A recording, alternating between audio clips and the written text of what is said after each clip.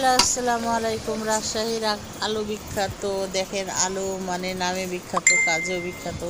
আলুগুলো সিদ্ধ করে মাছের মাথা দিয়ে ঘাঁটি করব, সেই জন্যে এই তো বসে পড়েছি। আর মশলাগুলো ভালোভাবে কষিয়ে নিয়েছি মাথাটা দিয়ে। মশলা কষাতে যাই যে কোন মশলা খাবেন তাই সেরকম দিবেন। তা আমাদের এখানে এইটা ঘাঁটি হবে, এই জন্য একটু বেশি মশলা হচ্ছে। গরুর মাংসের মতো লাগে মশলা, যেটা সত্য কথা বলতে। আর এটা ভালোভাবে কষাই আলুগুলো সুন্দর করে মিক্সার করছি, আস্তে আস্তে করতে করে নাড়ানাড়ি করছি, মানে ছোট কড়াই। আর আমাদের হলো মাথাটা হয়ে গেছে অনেক বড়, এই জন্য আস্তে আস্তে লাড়াচাড়া করার পরে অল্প একটু পানি দিয়ে এটাকে কষানোর জন্য রেখে দিলাম।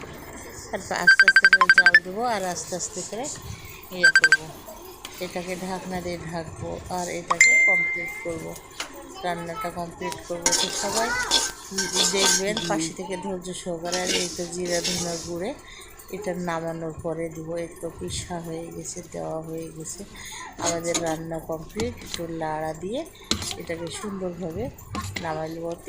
কি সুন্দর একটা সেন্ট বাড়ে গেছে, খাইতে তো অনেক অসাধারণ। এই গরম গরম ভাতও হয়ে গেছে আর এই তো ঘাটি দিয়ে নিয়ে বসে পড়েছি। সবাই দোয়া করবেন। আসসালামু আলাইকুম।